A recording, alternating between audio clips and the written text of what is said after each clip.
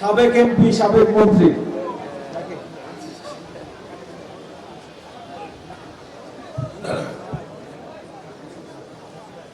বিসমিল্লাহির রহমানির রহিম।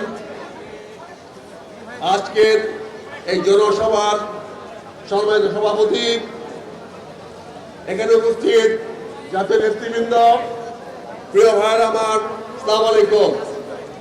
আমার আসতে দেরি হয়ে গেল, আমি একটা ঢাকা ইউনিভার্সিটিতে মিটিং ছিল, ওখানে করে আসলাম দৌড়ে। আমি সৌভাগ্যবান যে আপনাদের সামনে দাঁড়িয়েছি। সময় পরিবর্তন হয়েছে,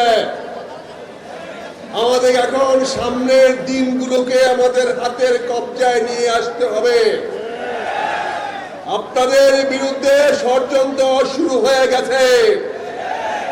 এতদিন যাদেরকে আপনারা সহায়তা করেছিলেন, গত 30 বছর ধরে সরকারি গঠনে, রাজপথে, বিপদে আপদে যাদেরকে সাহায্য সহযোগিতা করেছিলেন, আজকে তারা ছবল মারার জন্য প্রস্তুত হয়েছে। আজকে তারা প্রকাশ্যে বলছে আপনারা নাকি গুপ্ত, আপনারা নাকি সুপ্ত। এতদিন ছিল না সেটা মনে। আজকে যে প্রধানমন্ত্রীকে আপনারা লালন পালন করে আসছেন, সে আজকে প্রকাশ্যে আপনাদের বিরুদ্ধে বক্তব্য দিচ্ছে। আমরা তীব্র প্রতিবাদ জানাই, আমরা তীব্র নিন্দা জানাই। আমরা এই ধরনের বহুমুখী রাজনীতিবিদদেরকে আমরা চাই না।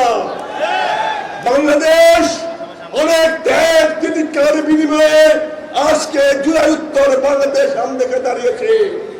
আর কোন ষড়যন্ত্র কাজ হবে না। এই বাংলার মাটিতে ইসলামের ঝান্ডা উড়বেই, উড়বেই, উড়বে ইনশাআল্লাহ। আগামী মেয়র নির্বাচনে আমরা সেলিম ভাইকে দেখতে চাই। আমাদের সবার সামনে কি বলেন?